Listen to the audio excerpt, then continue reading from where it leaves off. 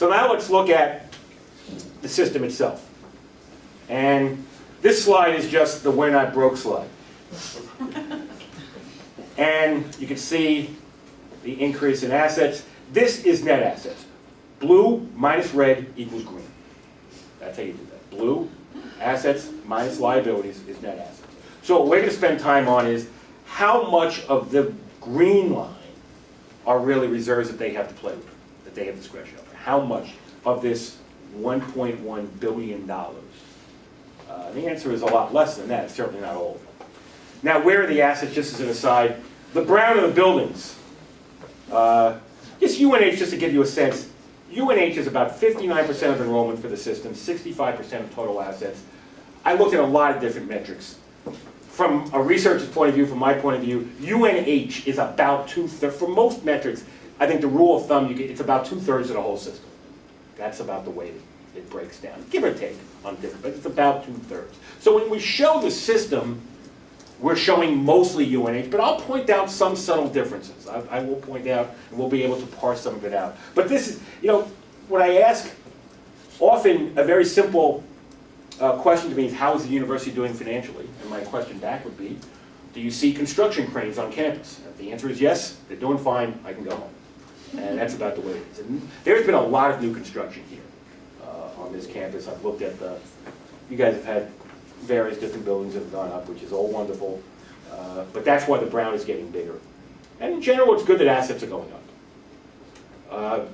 Now we're going to break down the net assets. So there's that. I know there's a lot, not very many of these slides have numbers. I think it will help you with the exam that we're giving at 4 o'clock if you can focus on these. Any students here? There we go. You're an accounting major? No. We'll talk about that. Did anyone see the lead editorial in yesterday's Times about accounting being the key to life? Did anyone see that? No. Come on, someone here read that. Didn't someone here read it? Just nod. Please just nod to make me happy. Shut me up. But it was an article about how we don't have enough accounting literacy in the country. All right, I said like this. So here's blue minus red is green.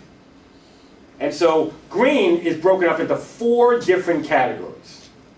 Invested in the capital assets, restricted, and these are really big words that seem like they're really important. But in general, just the big answer is the first 2 don't tell us anything about what's going on in terms of true reserves. The last 2 do. And the unrestricted category that's $282 million that the system has in unrestricted assets. Now they will say, if they were here, I'll tell you what they would say. There's no way we have $282 million. Most of that is spoken for. Well, here's the rules. The rules are, if you have a contract that you cannot get out of, a firm commitment that you cannot get out of, the external auditors would not leave the money in here, they would make it go in here. So this category, restricted expendable, those are money set aside in contracts that have to be used for a particular purpose, such as they set money aside to pay off future debt. They set money aside for future scholarships. And many states have these programs now that say, we were talking about this earlier today, that we guarantee that the top 10% of the high school class could go to the state university at a very reduced cost. I don't know if they have that here in New Hampshire. Yes, no? And so the university has put money aside to fund that. And that money, it's good, you can't spend that money on anything else but that program. But we still count it in reserves because it's good to have. And I use the example, this is the picture. So this is the 4 components. 1, 2, 3, 4. And these are the good ones, the greenish ones here. And the example I use, why do we count stuff that's restricted, 119 million that's restricted? Well, the example I use is, let's say you have a mortgage on your house. And you have 20 years left on the mortgage, and you got to pay principal and interest on the mortgage. And let's say you're fortunate enough, wealthy enough, whatever you want to say, that the fund has all of your future principal and interest payments in it. So that you don't have to pay anything out of current income, that fund takes care of it. But the rules of the fund are, you can't touch it for anything but that purpose. If your child gets sick, if you need a new car, if you want to send a kid to college, if you have a healthcare emergency, you can't touch the fund. Are you better off having that fund, even though you're very restricted in how it's used? Absolutely you're better off, because you don't have to use current income to pay it. Wouldn't you all like to have a mortgage that was paid for, all paid for? Wouldn't you be better off if that were the case? Yeah. And that's why we recount, and not just me, it's not me counting it, that's why the bond markets and who look at reserves in universities count that category. And so this is just, I'm blowing through this is just discussing more of that. But I will say this I hate to spend time on the audited statements do say that the unrestricted reserves are broken down into all these categories. But there's no firm contracts for that. And we'll talk about the football stadium in a second. So this is the picture of the reserves for the system. The green being unrestricted, the lighter green being restricted. You can see it's almost 400 million, and there's the 282 million. And UNH is about 2/3 of this, but the way they've done the reserves, it's hard to know exactly what's what, and we'll talk more about that. But in general, that's $400 million of reserves. But that sounds like a lot of money, but we need context now. And here, you know, whenever I do these, I try to read everything I possibly can. And this did not come from your website. I always go to the president's page and read the president's addresses. Because that, as boring as that may sound, and you guys think it's just all platitudes, you'd be surprised what you find. When you read, as an outsider trying to get inside, which is what I am. I'm an outsider, and I spend all my time with this university over the last several weeks trying to get as inside as I can. And so when I read I read one of his things that he wrote about earlier this year was about the football stadium expansion. They were very proud of what happened with the football team. The football team got all the way to the semifinals. You guys with me on this? Yeah. Everyone, no? Yeah. They got all the way to 75. I think it's the furthest they've ever gotten, or close to the furthest, right? It's the best they've ever done. And so they decided the stadium, we got to build a new stadium. We have to. So in the union leader, which has, what's that? Then they'll win. Well, they won this year. I think they had a winning record. And so the president had an article, and I think there were some good questions asked by the reporting. I think the reporting was good. He says, first we're going to raise some private money. And they've never raised anything close to this kind of money before, but okay. For the balance, we will, and this is quote, the quotes are still in here. We will seek to put together a loan package. Part of the repayment of that loan will be covered by incremental revenues that will realize through expanding the stadium.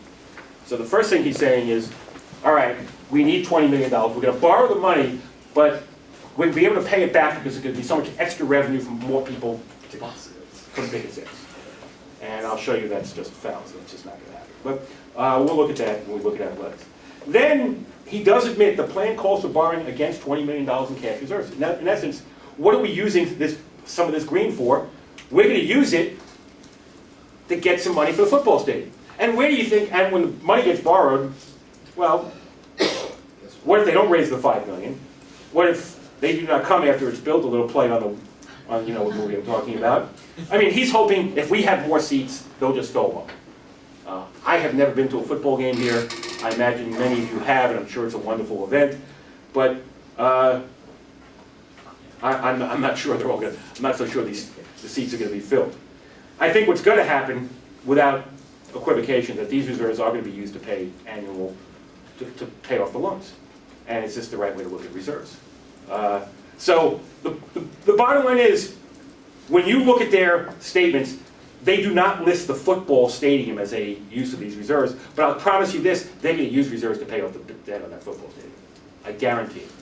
And I'm not saying that's the wrong decision. I'm saying that is going to happen. And you guys got to decide whether you think that's the right use of those reserves. You guys got to make that decision. And by the way, I'm a huge sports fan. I just want to say that. I'm huge, not the biggest fan of college sports, which they would all unionize, by the way. Wouldn't that be great? Yeah. So anyway, let's go back to the reserves. There's the $282 million of unreserved. So this 282, that's the dark green. You can see there.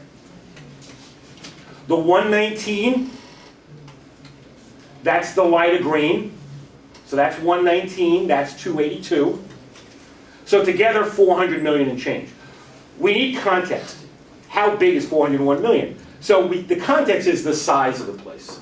So the system has total expenses in 13 of $727 million. That's how big the place is.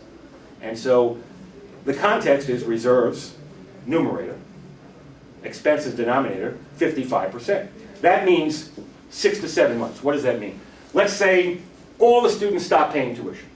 Let's say all the grants and contracts stop coming in, the state money goes to zero. How long could they keep going, paying you guys and keeping the lights on? How long could they do it? And they could last about 6 to 7 months. We'll see what's prudent on the next slide. What's prudent is about 2 to 3 months. Now, you also see the big increase in reserves. You can see the dip. This is when things really did get bad here in 2009. But you can see this ratio has increased significantly over time. And how good is 55%? Well, we have scores. So what I've done here, the dotted lines are based on bond ratings, what would be. So an excellent rating would be 50%.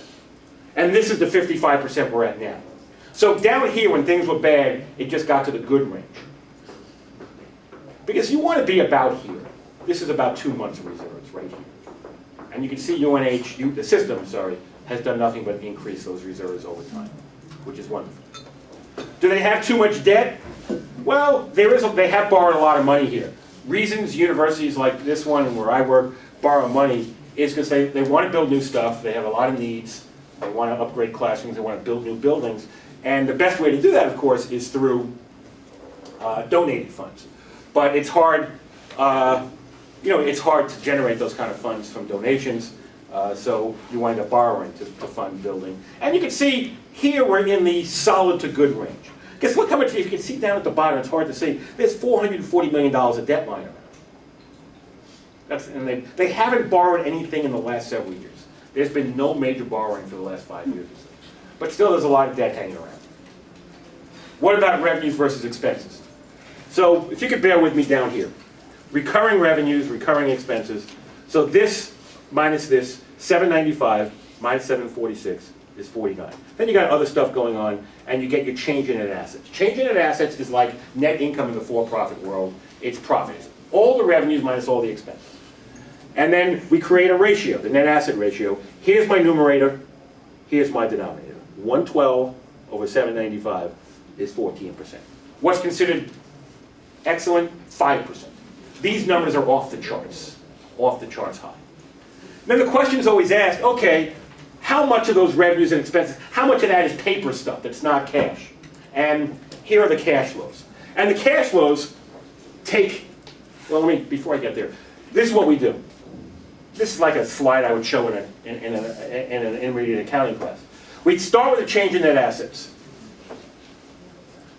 Total revenues minus total expenses for the year. And total net assets, something to get built up, if this is positive, which is certainly true here. You add back non-cash stuff, you add and subtract paper gains and losses on investments, and you get operating cash flows. All the cash coming in, less all the cash going in. So this represents, this row right here represents the excess cash flows they have after paying for everything.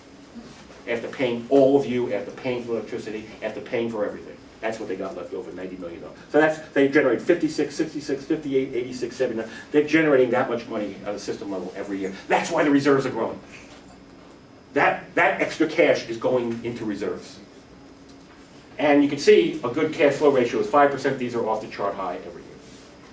You gotta hire more deans, I mean, you need that money. Well, we're going to get into No, that. provosts. Provost. Well, and vice provost. So what we do is we score these. Assistant vice provost. We have here, when you look, these are the 4 ratios we've looked at, numerator, denominator. We give them each formula a weight, and what's good and bad, which is what the charts kind of show you. And Rudy and I, this is the way we have. Rudy Fichtenbaum, you guys know Rudy, I hope you voted for him.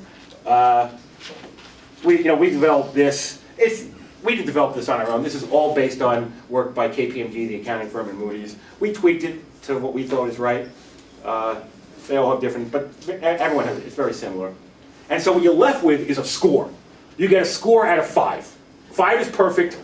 1.5 is we're in serious trouble. So these are all the different rates. These are that primary reserve ratio, net asset ratio. There's those cash flow ratios, wonderful every year.